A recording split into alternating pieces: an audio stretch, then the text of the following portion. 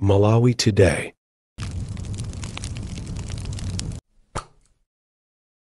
Kukulandirani kwina kulikonse kumene muli pa Malawi lero. Tikupasirani zimene walankhula Comrade Mtanyiwa.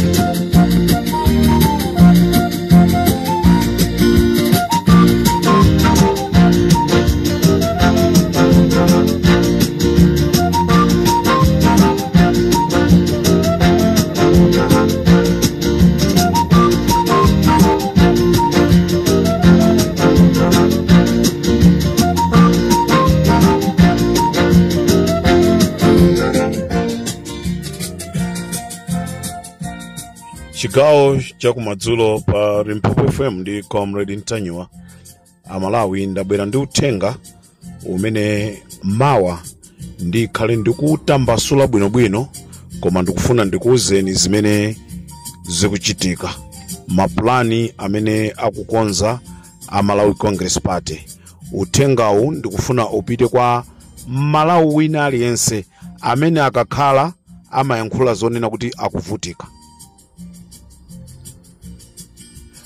Uthengawu upite kwa Malawi wina aliyense, kaya kugwira ntchito mboma, kaya kugwira ntchito kwa mwenye, kaya kugwira ntchito ku kampani, komanso Malawi amene iye sakugwira ntchito.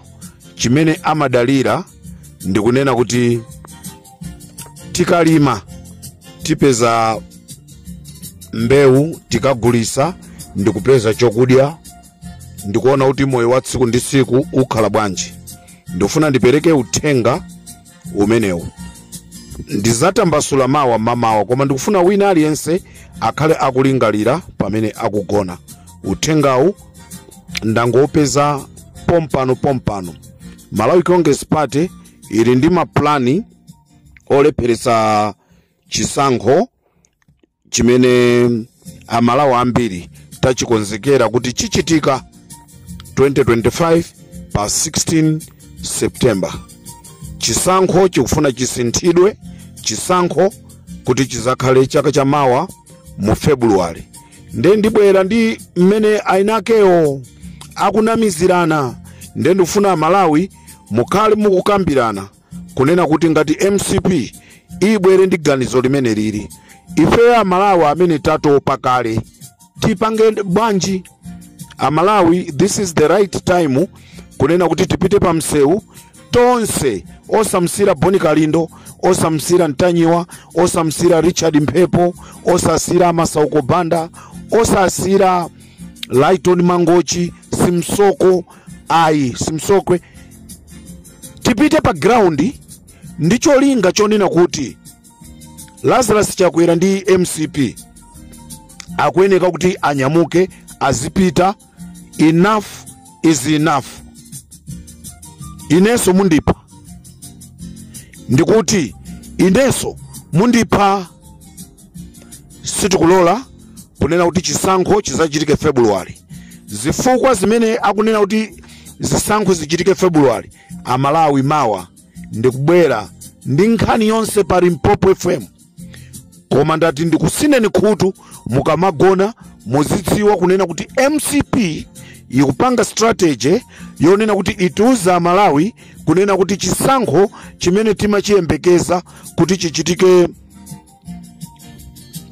pa 16 pano, chisankho chimenechi chikhala chikulephereka. Okalowa mudi oyera, mitima yawo ndi oyera, amapembeza Mulungu oyera, amawerenga Baibulo oyera, asunga malamulo ake oyera, zamoyo zinaye kupando wake. zitopa pakunena oyera oyera oyera Yehova wa makamu ali oyera oyera oyera Yehova wa makamu ali oyera oyera Yehova wa makamu ali oyera. Amalawi ndikuti mavuto amene takhala tikukumana nawo nthawi yonseyi wina poyerayera azikatiuza zonena kuti chisankho tikuchilepheresa. Majaji majaji majaji majaji majaji majaji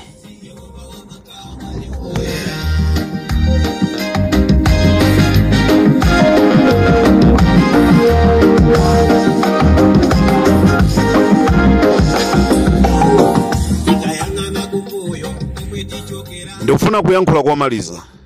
Majaji majaji majaji majaji majaji majaji majaji